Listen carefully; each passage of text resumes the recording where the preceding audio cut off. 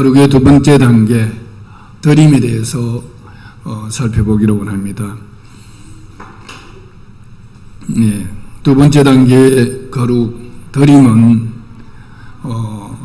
하나님께서 1단계에서 하나님 마음에서 우리를 하나님께로 향해 구별해 주셨듯이 두 번째 단계의 거룩은 신자의 마음속에, 우리 믿는 자의 마음속에서 자신을 하나님께로 향해 구별하심입니다.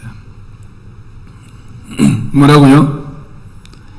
두 번째 단계의 거룩은 우리 믿는 자들, 우리 믿는 자의 마음속에서 자신을 하나님께로 향하여 구별해 드리심입니다. 이것이 바로 드림의 거룩입니다.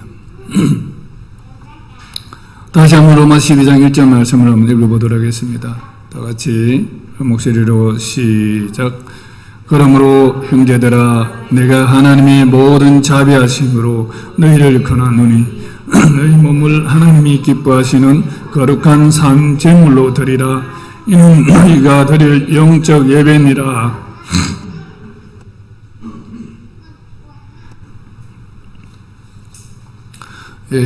여기서 사용된 이 드림이란 이 헬라어가 다른 곳에서 사용된 예가 있습니다. 누가복음 2장 22절에서 24절에 나와요. 이 말씀도 우리가 같이 한번 읽어보도록 하겠습니다. 누가복음 2장 22절에서 24절까지 여러분이 다 같이 합독으로 한번 읽어주세요. 시작.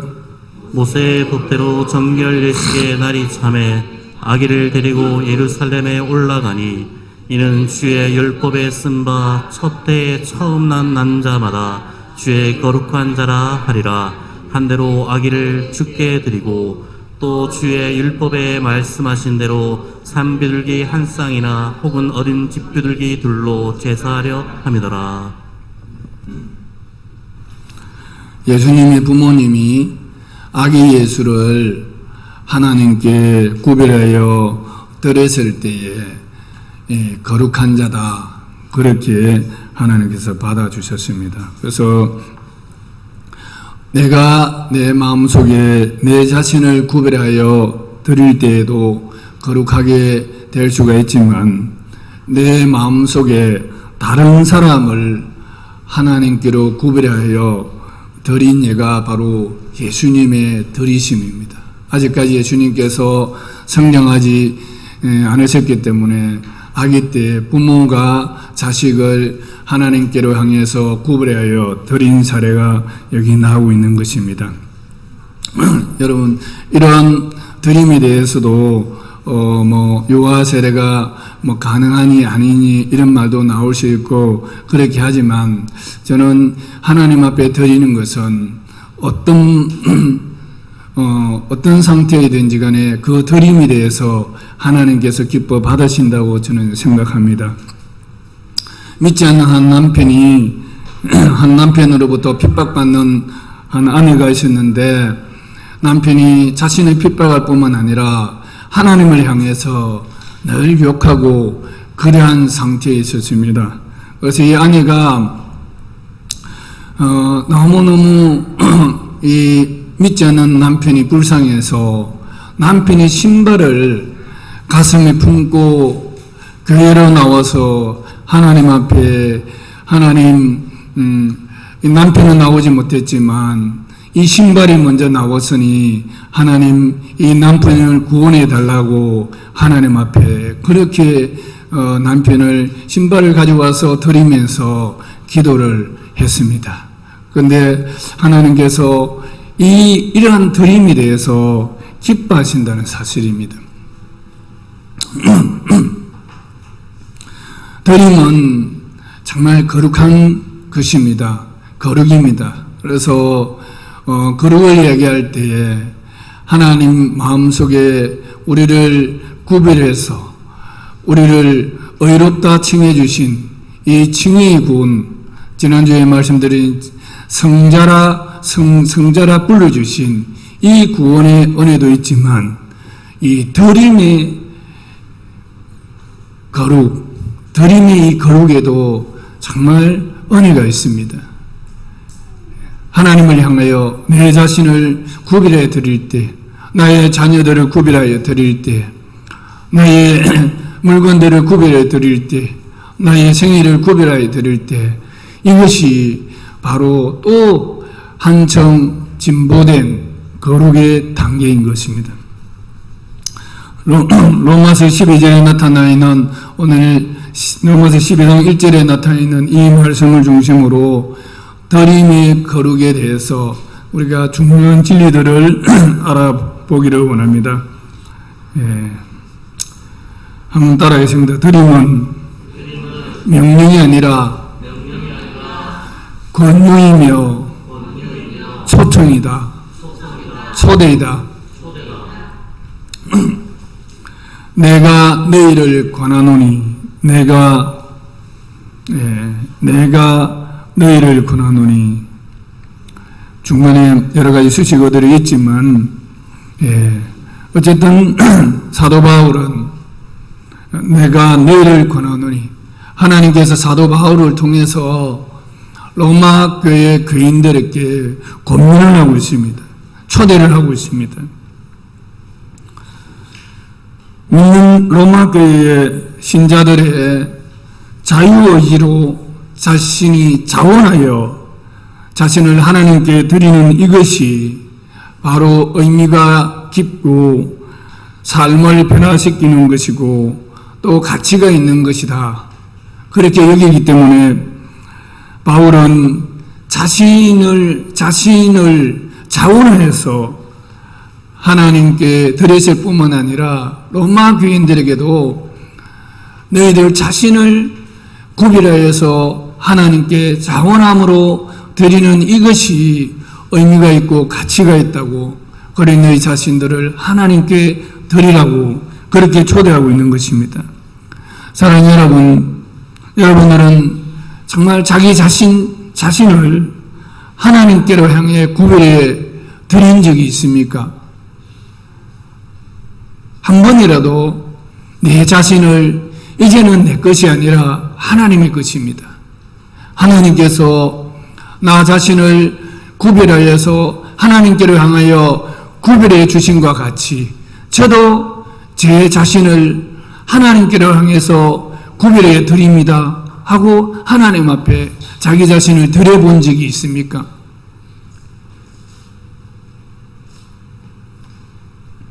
아마 여러분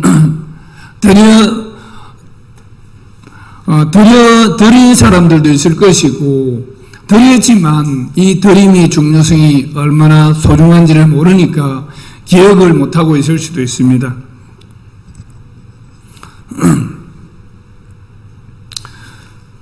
여러분들이 한 번도 하나님 앞에 자기 자신을 드린 적이 없다면 오늘 이 시간을 통해서 여러분 자신을 하나님께로 구별하여 드리는 그런 시간이 되기를 축복합니다. 오늘 이 드림의 대상자는 불신자들을 대상으로 한 것이 아니라 거듭난 그리스도인들에게 드리라고 말씀하고 있습니다. 로마서 12장 1절에 보면 그러므로 형제들아 너희 몸을 드리라. 그러므로 형제들이라. 형제는 어떤 사람을 말합니까? 그리스도 안에서 한 지체가 된 하나님의 자녀된 자들을 말하는 거잖아요. 그러면 이 사람은 어떤 사람이에요? 믿는 자들입니다. 로마서 1장 7절에 보면 로마에서 하나님이 사랑하심을 받고 성도로 부르심을 받은 모든 자에게, 로마서의 수신자들이 누구냐면 로마에서 하나님의 사랑하심을 받고 성도로 부르심을 받은 모든 자에게, 하나님은 하나님 마음에 구별된 모든 자, 예수 그리스도를 주로 마음에 영접한 그 모든 자, 하나님의 자녀된 모든 자들에게 이게 초청을 하고 있습니다.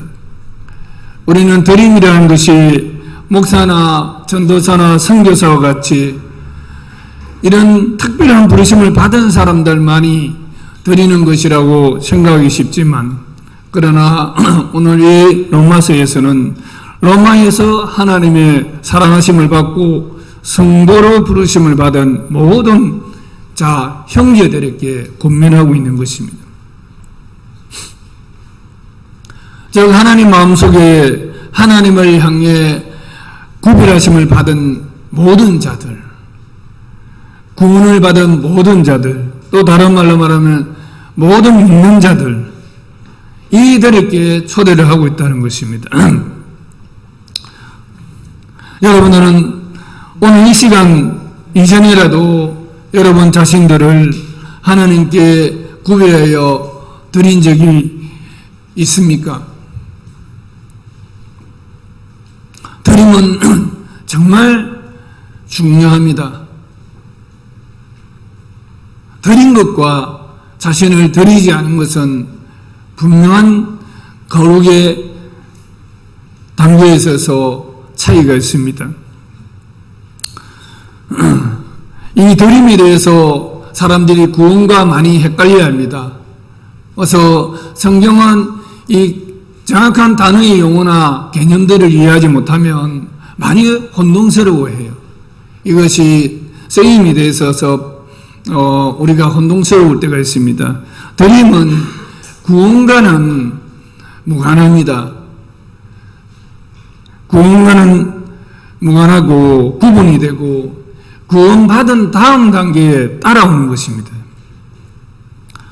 내 자신을 주님께 드리지 않았다고 구원받지 못하거나 거듭나지 않은 것이 아닙니다. 내가 드리지 않았다고 할지라도 나는 이미 하나님 마음에 구별된 자입니다.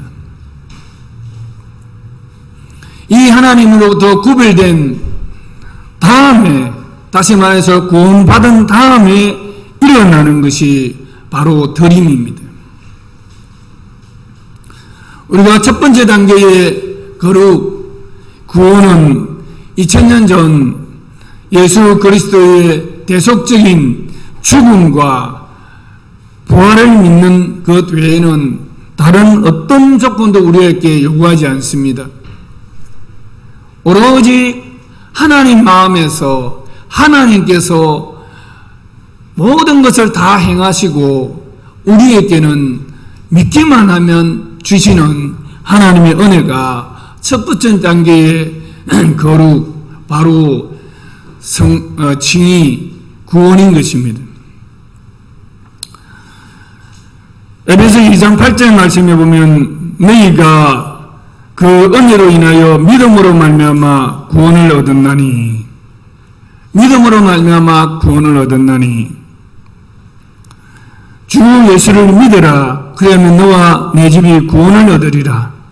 믿으면 구원을 받는 것입니다. 은혜로 하나님께서 주셨고 우리는 단지 믿음으로 구원을 얻는 것이 첫 번째 단계의 구원인 것입니다. 두 번째 단계의 거룩은 바로 드림인데, 이 드림은 구원받은 그리스도인이 그 마음속에서 하나님의 은혜가 너무 크기 때문에 자발적으로 자신을 헌신해서 하나님께로 구별하여 드리는 이것입니다. 바로 이것이 거룩입니다. 로마서의 기록 연대가 AD 57년입니다. 예수님이 십자가에 죽으시고 부활하신 연도가 AD 30년 초반입니다. 그래서 최소한 20년, 25, 6년 정도의 차이가 있습니다. 이 기간에 로마의 성도들이 생겨난 것입니다. 최소한 20년 이상의 갭이 있습니다. 이 기간 동안에 로마에 있는 바로 성도들, 로마 교회에 있는 성도들, 성도라 불림을 받았던 자, 성도들, 이들에게 주님은 권면을 하고 있는 것입니다. 이미 믿은 지 수년에서 수십 년에 이르는 사람들에게 자신을 구별하여 주님께 드리라고 말하고 있는 것입니다. 그러면 수년에서 수십 년까지 이르기까지 자신은 주님께 드리지 않는 로마 교회 성도들이 많이 있었다는 것을 우리가 알 수 있습니다. 여러분도 마찬가지입니다. 예수님을 믿었지만 아직까지 자기 자신을 주님께 드린 적이 없는 사람들이 있습니다. 예수님의 은혜는 감사하고 그 은혜에 감사하지만 한 번도 내 자신을 주님께 구별하여 드린 적이 없는 그런 두 번째 단계의 거룩을 경험하지 못한 여러분들이 있을 것입니다. 우리 신자의 마음속에서, 믿는 우리 여러분의 마음속에서 자신을 하나님을 향하여 구별해 드리는 그 자체를 하나님께서는 거룩하게 받으시는 것입니다. 저는 대학교 1학년 때 주님을 믿고 내 자신을 돌아봤을 때, 우리 가정을 돌아봤을 때, 어릴 때 기억이라고는 우상숭배하고 강나무 밑에 뭔가 묻으러 가고, 새벽에 정화수 같은 걸 떠넣어놓고 거기에 정성을 들이고 또 남녀 호랑기하면서 하던 정말 하나님을 대적하고 하나님이 싫어하는 그런 일밖에 기억이 나지 않습니다. 제가 아무것도 한 것도 없지만 하나님께서는 저를 구원하시기 위해서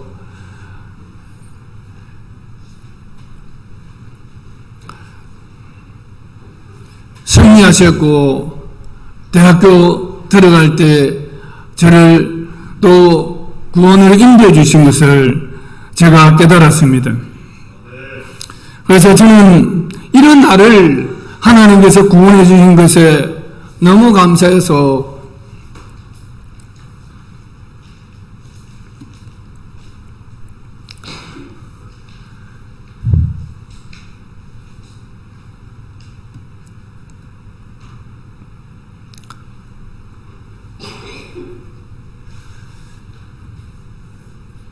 생각할 때마다 눈물이 나고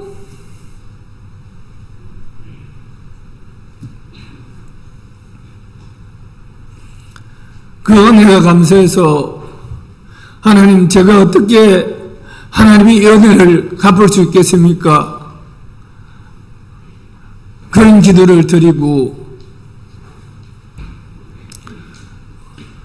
제가 주님을 위해서 일생을 살도록 드리겠습니다 하고 제 자신을 드리는 그런 헌신을 하게 된 것입니다. 제가 직장 생활을 하더라도 한 5년 정도만 직장에서 열심히 일해서 그 돈을 가족들에게 주고 저는 주님을 위해서 살겠습니다. 그런 서원을 했었습니다. 그 5년이 늦어졌지만 그러나 하나님께서 그 하나님 앞에 드림을 하나님 기쁘게 받으셔서 직장 생활이든지 그 유의 생활이든지 들어진 것에 대해서는 제가 후회해 본 적이 없습니다.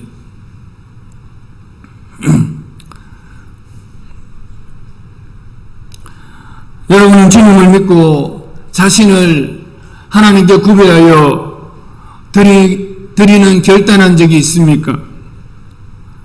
그렇지 않다면 오늘 이 말씀을 듣고 여러분 자신을 깨끗하게 구별하여서 하나님께 드리기로 결단하는 시간 되기를 축복합니다. 우리는 우리 자신을 왜 하나님께 드려야 하는 것입니까? 우리 자신을 드리게 되는 동기가 무엇이어야 하는 것입니까? 우리가 하나님께 자신을 구별하여 드림이 없이는 영적인 진보를 볼 수가 없습니다. 예수님을 믿지만 내 안에서 내 자신이 내 것이라고 주장하고 자기 드림의 상태로 살아간다면 더 나은 단계의 구원의 기쁨을 경험할 수가 없습니다.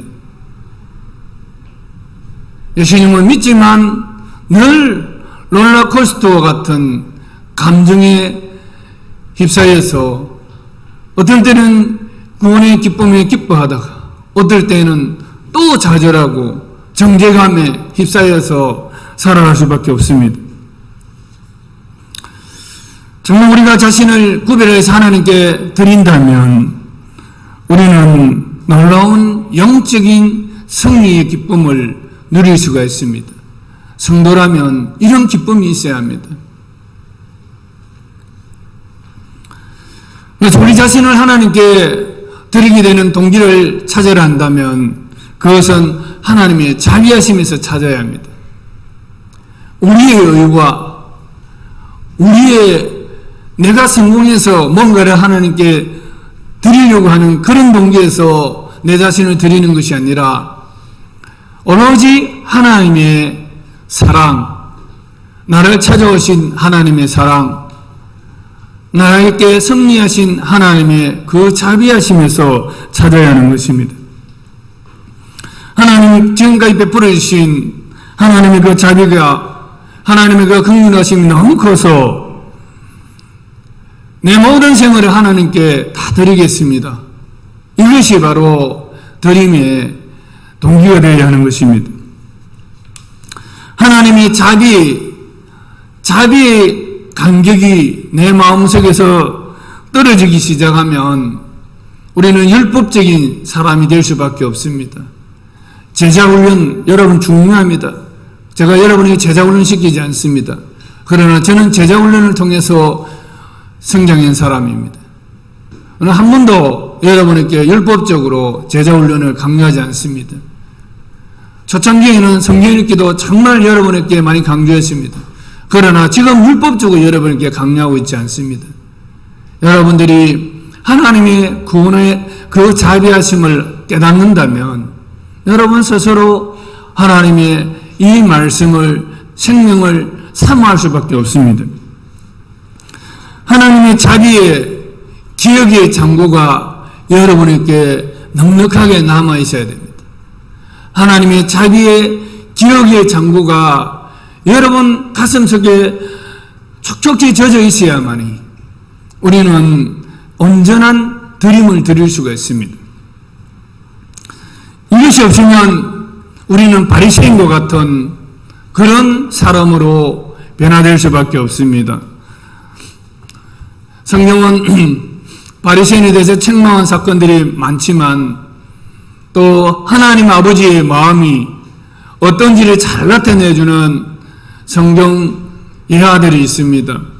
그것이 바로 누가복음 15장에 나온 잃어버린 자를 찾으시는 하나님 아버지의 마음, 그것이 잘 나타나고 있습니다.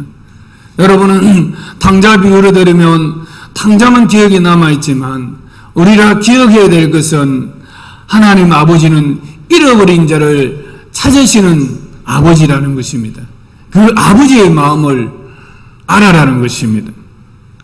탕자가 아버지의 가산을 다 탕진하고 누구하고 탕진했습니까? 정말 어려운 일이 있어 탕진을 했습니까? 그렇지 않잖아요. 다 방탕하게 허랑방탕하게 다 탕진한 후에 아무것도 없는 그 상태에서 비로소 아버지가 생각난 것입니다. 그래서 내 아버지 집으로 돌아가야 하리라. 아버지의 사랑이 생명이라는 것을 깨닫고 아버지 집으로 돌아옵니다. 그럴 때 아버지는 어떻게 합니까? 멀리서도 그 아들의 행색이 바뀌심에도 불구하고 그것을 알아보고 뛰어가서 그 아들을 껴안고 축가 파티를 열어주지 않습니까? 가장 좋은 옷을 입히고 또 반지를 끼워서 정말 축하해주고 있지 않습니까? 그러나 큰아들은 이 아버지의 이런 행동을 보고 화가 나서 견딜 수가 없어서 집 밖으로 나가버립니다. 그리고 이런 아버지에 대해서 용납하지 못하고 원망하지 않습니까? 이것이 누구의 이야기입니까? 하나님의 자비의 기억의 상고가 떨어진 바로 큰아들을 말하고 있지만 바리새인을 말하고 있습니다. 15장 초반에 보면 바리새인들이 예수님을 세리와 장로와 가까이 한다고 힐난을 했습니다. 결국은 무슨 말을 하고 있는 것입니까? 이 큰아들도 주제가 아니고 작은아들도 주제가 아니고 자비로우신 아버지의 마음에 대해서 말하고 있습니다. 잃어버린 자를 찾아서 회복시키시는 그 아버지의 마음을 말하고 있는 것입니다. 잃어버린 한 마리의 양에 대해서도 동일합니다. 잃어버린 10개의 드라크마 중에서 한 개의 드라크마를 찾으시는 이 비유에서도 동일합니다. 모두 다 그것을 찾았을 때에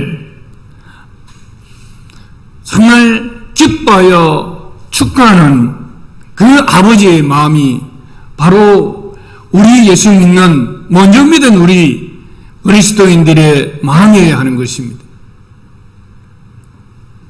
여러분들이 신신자명이 들어올 때에 어떤 마음으로 대하십니까? 저기 세상에서 어떻게 살다가 뒹굴다가 돌아왔는가 그런 눈으로 바라보지는 않습니까? 저기 앞으로 우리 교회에 어떤 영향을 끼칠 건가 그런 눈으로 바라보지는 않습니까? 정말 잃어버린 아들, 그 아들이 돌아왔을 때에 기뻐서 뛰어나가 맞이하는 아버지,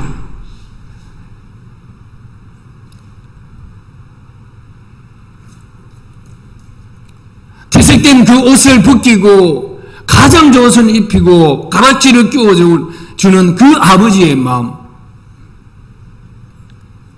얼마나 자비로운 마음입니까? 우리에게 이런 마음이 있어야 합니다. 시신자명이 여러분 돌아올 때에 정말 교회에서 축가 파티는 해주지 못할 망정 정말 여러분 마음속에 이와 같은 아버지의 마음, 이 마음들을 가지고 축복해 주시기를 바랍니다.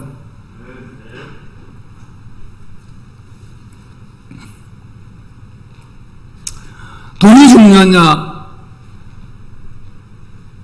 사랑이 중요하냐? 우리는 효율성이 중요하냐? 한 영혼을 구원하기 위해 잃어버린 이런 것들이 중요하냐? 만취문을 해봐야 됩니다.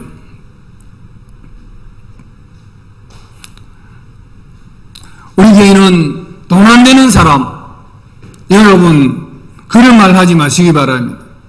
돈이 되고 안 주고 이것이 교회의 가치가 아닙니다. 정말 하나님의 자비하신 마음으로 잃어버린 한 영혼을 찾으시는 이 아버지의 마음이 저와 여러분 속에 가득 차 있어야 하는 것입니다. 여러분은 어떤 상태에서 구원받았습니까? 여러분의 과거들을 돌아보십시오. 여러분의 상태가 어떤 상태에서 구원받았는가? 하나님께서 여러분에게 어떤 모양으로 찾아오셨습니까? 한번 잘 돌아보세요. 그 하나님, 나를 찾아오신 하나님, 나를 구원하시고 나를 거룩하게 회복시키기 위해서 나를 찾아오신 그 하나님을, 그 하나님의 선한 손길을 우리가 돌아본다면 우리는 결코 바리새인과 같은 그런 마음으로 사람을 바라볼 수가 없습니다. 데이빗 리빙스톤은 이런 말을 했습니다. 나는 결코 희생을 해본 적이 없다. 나는 결코 희생을 해본 적이 없다. 근데 여러분, 리빙스톤이 희생을 안 했습니까? 엄청난 희생을 많이 하고 산 사람입니다. 그런데 그는 이런 고백을 하잖아요. 나는 결코 희생을 해본 적이 없다.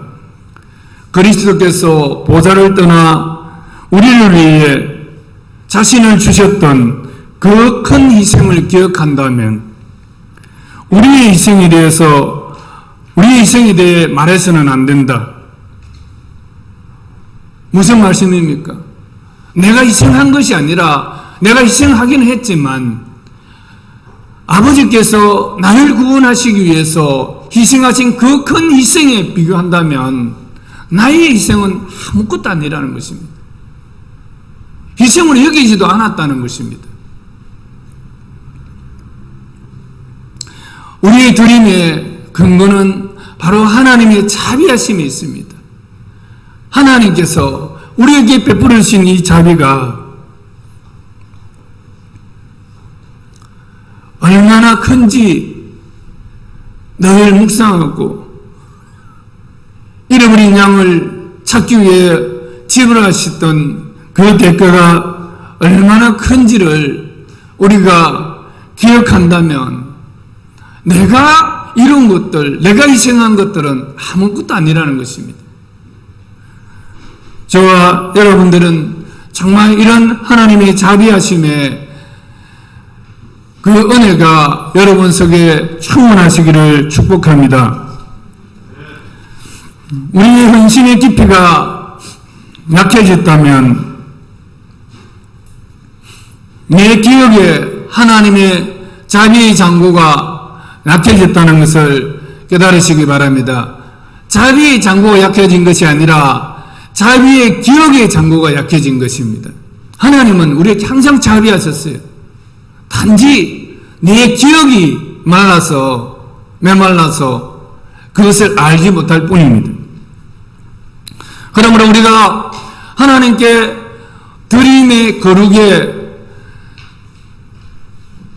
헌신을 하기 위해서는 바로 저와 여러분의 기억의 은행에 바로 하나님의 자비하심으로 가득 채워져야 하는 것입니다. 과거에서 지금까지 하나님께서 내게 베푸셨던 그 자비하심을 묵상하시기 바랍니다.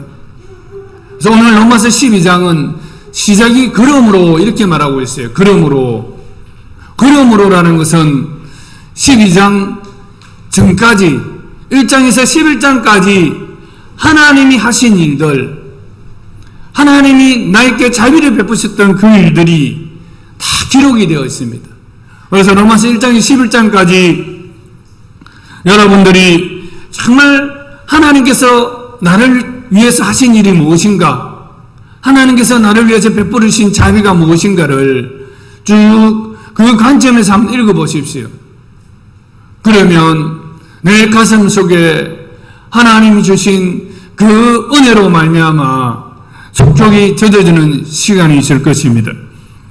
그래도 되지 않는다면 에베소서 1장에서 3장까지 한번 또 하나님께서 나를 하나님의 성전으로 거룩하게 하나님의 교회로 초대하기 위해서 부르신 일이 무엇인가를 한번 그 관점에서 1장에서 에베소서 1장에서 3장을 읽어보십시오. 그래도 되지 않는다면 골로새서 1장에서 2장 말씀을 여러분 이 말씀 가운데서 하나님께서 나에게 베풀어 주신 하나님 나를 위해 하신 일이 무엇인가를 그 관점에서 읽어보십시오. 하나님께서는 분명히 하나님의 자비하심을 내 가슴 깊숙이까지 스며들게 하실 것입니다.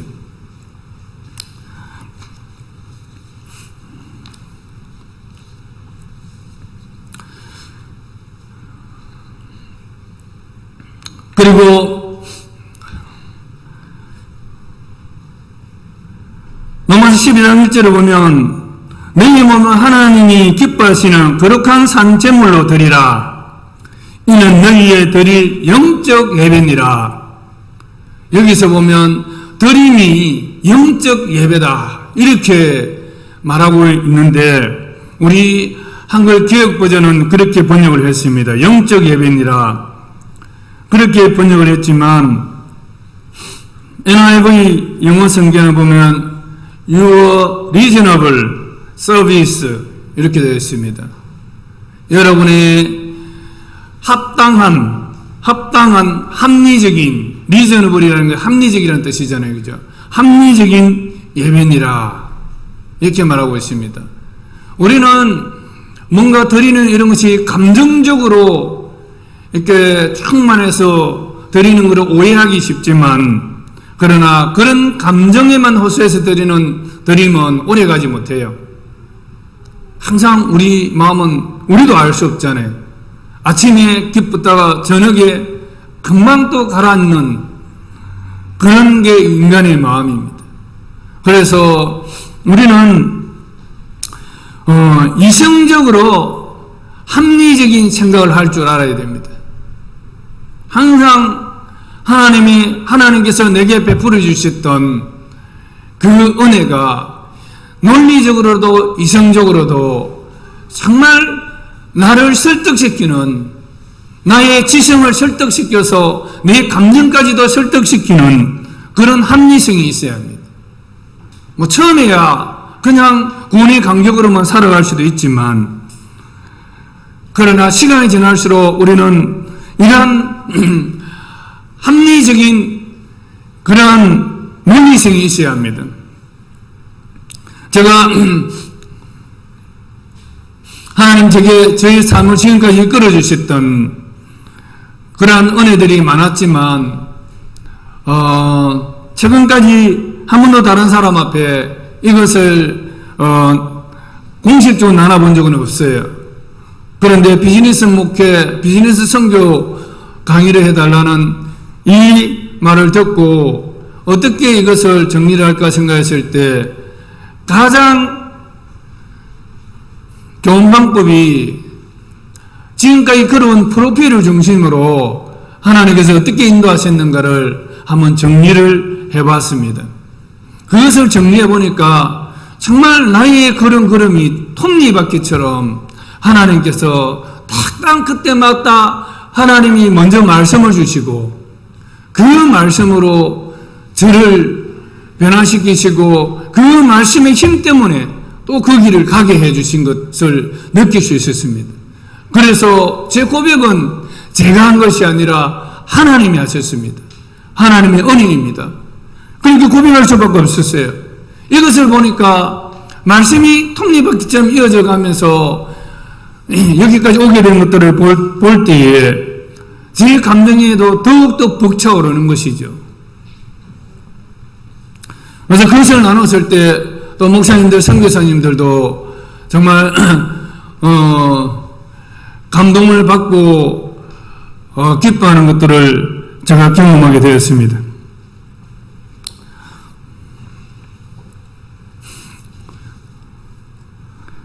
그래서 드림의 동기는 가장 논리적인 단계가 될 때에 더욱더 증가하게 되는 것입니다.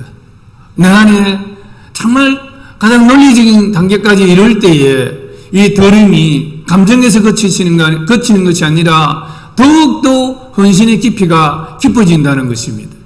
율법적으로가 아니라 여러분들 이 사실을 깨달으시고 여러분의 삶 가운데 하나님께서 여러분을 이끌어 오시대요. 구원해 주시고 구원의 단계에서 머물지 아니하시고 여러분을 어떻게 이끌어 주시는지를 한번 생각해 보십시오. 하나님은 오늘 바울 사도를 통해서 하나님의 자비하심을 그 자비하심을 보여주시면서 드리도록 권면을 하고 있습니다.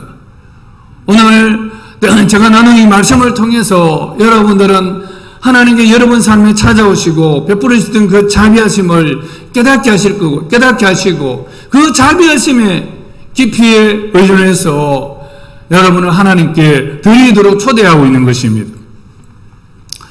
그런데 하나님께 드릴 때에 어떻게 드리라고 했습니까? 거룩한 산제물로 드리라. 산제물로 드리라 말하고 있습니다. 여러분, 제물이라는 것은 구약시대는 내가 죽어야 되는데 내 대신에 다른 짐승을 잡아서 그것을 죽여서 드리셨습니다. 그래서 구약제사는 짐승이 죽는 순간에 그 사람의 죄를 속량하고 죽을 때에 가치가 있는 것입니다. 그런데 신약의 제사는 산제사입니다. 살아있는 동안 드려질 때 가치가 있는 제사인 것입니다. 그래서 다시 말해서 저와 여러분의 살아있는 동안 젊었을 동안 어릴 때부터 여러분의 삶 전부를 구별하여서 주님을 위해 주님께 바칠 때 이것이 가치가 있다는 것입니다. 그런데 예수님을 믿기만 하고 은혜만 받기만 하고 정말 나의 젊음을 나의 생애를 하나님께 드리는 감격을 보지 못하고 살아가는 사람들이 많습니다. 이것은 정말 신앙의 아주 초보만 경험하는 것입니다. 하나님께 드리는 것이 얼마나 거룩하고 놀라운 것인데요. 하나님 다 너무 기뻐하십니다. 그래서 하나님이 기뻐하시는 거룩한 산 제물로 드리라. 하나님이 기뻐하십니다.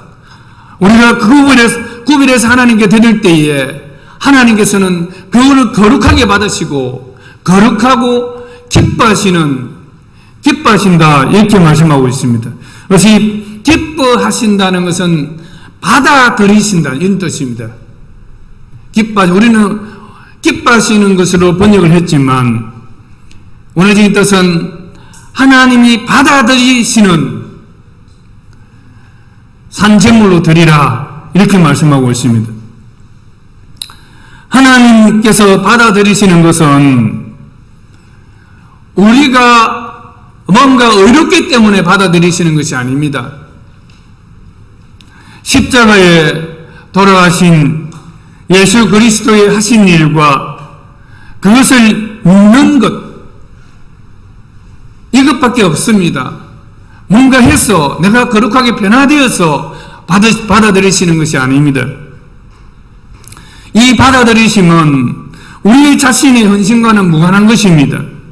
그럼에도 불구하고 하나님께서 하나님을 향해서 내 마음속에 내 자신을 하나님을 향해 구별해서 자발적으로 하나님께 드린다면 이거는 하나님께서 받아들이실 만한 일입니다. 하나님께 기뻐하시는 일인 것입니다. 이것은 하나님 보시기에 거룩한 것입니다. 그래서 이 구별하심 이거는 정말 여러분 우리 삶에 있어서 너무나 소중한 것입니다. 그런데 우리가 하나님께 드리는 데 있어서 방해되는 요소들이 있습니다. 우리의 고정관념들 또 신앙의 영웅에 있어서 이 구별하지 못함으로 인해서 오는 혼란들 때문에 하나님께 잘 드리지 못할 때가 있습니다. 그것은 무엇입니까?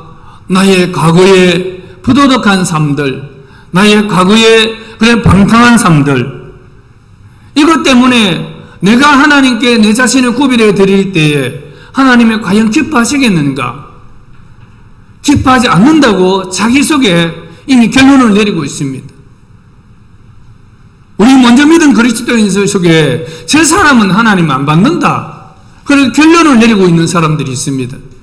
그러나 그것은 성경적이지 않습니다. 이미 하나님께서 하나님 마음속에 우리를 자신을 향해서 구별하시고 성도라, 성자라 그렇게 하나님께서 칭해 주셨는데 누가 감히 그것을 방해할 수 있는 것입니까? 어느 누구도 다른 조건을 달 수가 없습니다. 하나님께서 구별해 주셨기 때문에 모든 형제들, 모든 하나님 사랑을 받고 있는 자들은 누구든지 자기 자신을 구별하여서 하나님을 향해 드릴 수가 있는 것입니다. 과거의 삶이 성경에 나오는 창녀와 같았을지라도, 성경에 나오는 수전노 같은 세리와 같은 사람일지라도, 돈이 신이었던 사람일지라 할지라도 그가 하나님 마음의 구별함을 받고 그 은혜가 너무나 커서 감격하여 남은 자기 생애를 하나님께 구별하여 드리고자 할 때에 하나님께서 받으십니다. 어느 누구도 이것에 대해서 말할 수가 없는 것입니다. 아무도 정죄할 자가 없는 것입니다. 하나님은 이런 드림에 대해서 너무나 기뻐하시고 그것을 받아들일 만한 것으로 받아들이시는 것입니다. 이것은 너무나 가치가 있는 일입니다.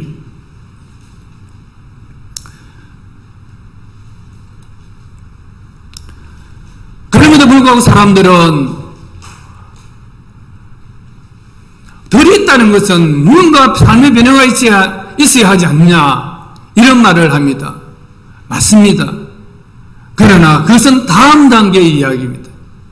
지금까지 내 자신을 하나님 앞에 드린 적이 없다면 이 시간 우리의 마음속에 하나님께서 나를 구별해 주신 것처럼 나도 내 자신을 하나님을 향하여 구별해 드리는 그런 시간이 필요한 것입니다.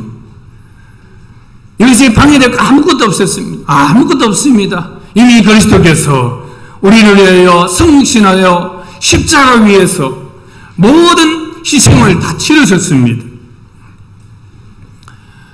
이 희생에 감격하여서 그 자비하심에 감격해서 우리 자신을 하나님 앞에 드릴 때에 하나님은 기뻐 받으신다는 것입니다. 그래서 아직까지도 하나님 앞에 나의 전생애를 하나님 앞에 드린 적이 없다면 우리는 하나님 앞에 구별하여 드려야 하는 것입니다. 그래서 구별하여 드리도록 저도 오늘 여러분에게 초대를 하는 것입니다. 드린다는 것은 나의 소유권을, 나 자신에 대한 소유권을 포기하는 것입니다. 이제 나는 내 것이 아니라 주님의 것입니다. 지금까지는 내 자신에 대해서 충성하고 살아왔다면 이제는 내 자신에게 충성하는 것이 아니라 주님께 드림에 충성을 하겠습니다. 이렇게 고백을 하는 것입니다. 이것은 뭔가 행위가 있어야 되는 것이 아니라 마음속에서 여러분이 여러분 자신을 구별해야 하나님께 드리는 것이에요.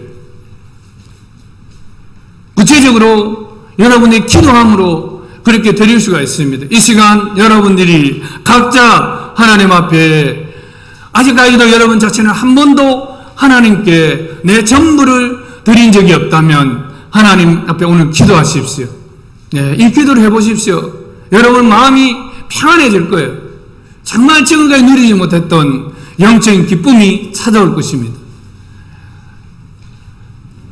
실제 삶의 변화의 거룩은 다음 시간에 말씀드리겠습니다. 3단계에 나옵니다. 오늘은 여러분들이 한 번도 하나님께 드린 적이 없다면 오늘은 드림의 기도를 하나님 앞에 해보시기 바랍니다. 제가 여러분 각자의 기도하라면 또 잘 못하는 사람들이 있기 때문에 제가 한번 준비를 해왔습니다. 그래서 각자 여러분 기도하시는 마음으로 하되 제가 먼저 한번 할 테니까 따라서 기도해 보시면 좋겠습니다. 자, 눈을 감으시고 마음에 여러분이 직접 하나님 앞에 드린다는 그런 마음으로 기도하시기 바랍니다. 하나님 아버지, 저를 향한 하나님의 친절하심과 자비로우심이 아침마다 새롭고 주님의 성실하심이 크심을 고백합니다. 주님의 사랑 때문에 예수님을 이 땅에 보내주시고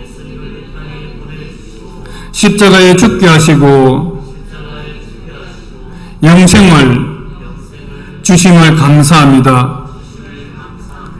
이제 주님의 그 사랑에 제가 응답하고자 제 자신을 주님께로 향하여 올려드립니다. 주님의 사랑을 받고도 오랫동안 나 자신을 주님께 드리지 못한 것을 용서해 주십시오. 이제 나 자신을 주님을 위해 산제물로 올려드립니다. 남은 일생에 소유권을 주님께 돌려드리며 충성할 것을 약속드립니다. 우리 주 예수 그리스도의 이름으로 기도드립니다. 아멘. 저는 이 고백이 오늘 모든 사람들의 진실된 고백이 되기를 바라며 이 기도드리는 중간에 하나님께서 기뻐 받으시는 그러한 시간이 되었을 줄로 믿습니다. 한번 기도하겠습니다. 하나님 아버지 감사합니다. 하나님께서 우리를 하나님 마음속에서 이미 구별하여서 하나님의 자녀가 되게 하시고 우리를 성도라 불러주신 하나님의 크신 은혜를 감사드립니다. 하나님이 크신 은혜에 또 감사해서 우리 자신을 위해 살지 아니하고 남은 모든 생애를 주님을 위해 또 드릴 수 있는 이 놀라운 거룩의 은혜를 깨닫게 하시니 감사드립니다. 아버지 하나님, 참으로 하나님의 은혜 가운데서 우리가 하나님의 크심을 인정하며 날마다 살아갈 수 있도록 도와주시고 이 가운데서 주시는 하나님의 그 거룩한 기쁨들을 늘 누리며 승리하며 살아갈 수 있게 도와주시옵소서. 하나님, 우리 모든 지체들이 정말 하나님 앞에 자신을 드리는 것을 조금도 주저하지 않게 하시고 온전하게 드려서 날마다 승리하는 삶을 살 수 있도록 도와주시옵소서. 감사합니다. 이 모든 말씀을 예수님의 이름으로 간절히 기도드리옵나이다. 아멘.